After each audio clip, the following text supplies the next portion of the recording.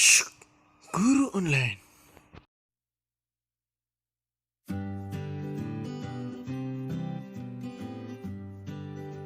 Halo anak-anak, berjumpa lagi dengan Guru Online. Kali ini kita akan belajar IPAS kelas 4, bab 3, gaya di sekitar kita. Topik A, pengaruh gaya terhadap benda. Sebelum kita membahas pelajaran, coba perhatikan gambar berikut ini. Pada gambar ada dua orang yang sedang bingung bagaimana cara memindahkan barangnya. Bagaimana kita memindahkan kontainer yang besar dan penuh benda ini ya? Ucap Dara. Lalu Aga pun menjawab, ayo kita pindahkan kontainer ini agar teman-teman di luar bisa bermain dan membaca bersama. Nah, dari gambar berikut, tahukah kalian ada banyak cara untuk memindahkan suatu benda dari satu tempat ke tempat yang lain? Yuk kita bantu Aga dan Dara mencari cara bagaimana memindahkan kontainer mereka. A.1. Gaya otot dan gaya gesek.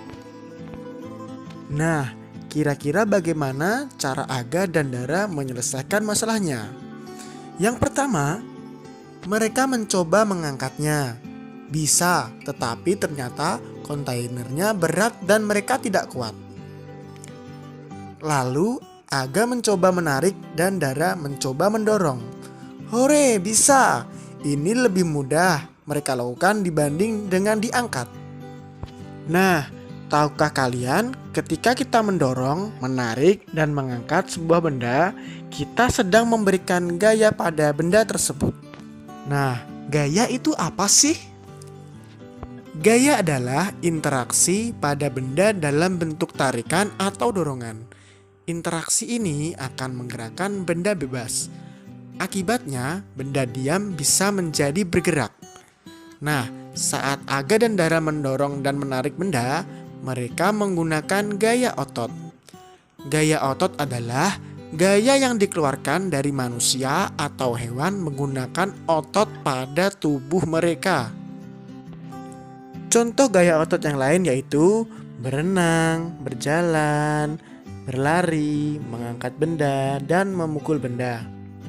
Nah, gaya otot itulah yang dilakukan Dara dan Aga untuk menggeser kontainer yang berat itu. Tetapi di sini Aga masih ingin tahu apakah ada cara lain untuk memindahkan barang dengan cara yang lebih mudah dan lebih ringan. 2.A. Sifat gaya gesek.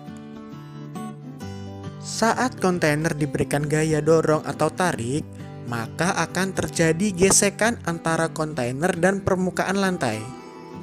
Hal ini menyebabkan terjadinya gaya gesek. Arah gaya gesek berlawanan dengan arah gerak benda. Semakin lebar dan luas permukaan benda yang bergesekan, maka gaya gesek akan semakin besar. Artinya, benda akan semakin susah bergerak dan terasa lebih berat ketika didorong.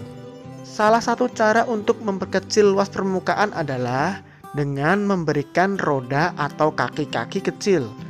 Cara ini membuat gaya gesek semakin kecil sehingga benda akan terasa lebih ringan saat diberikan gaya dorong atau tarik.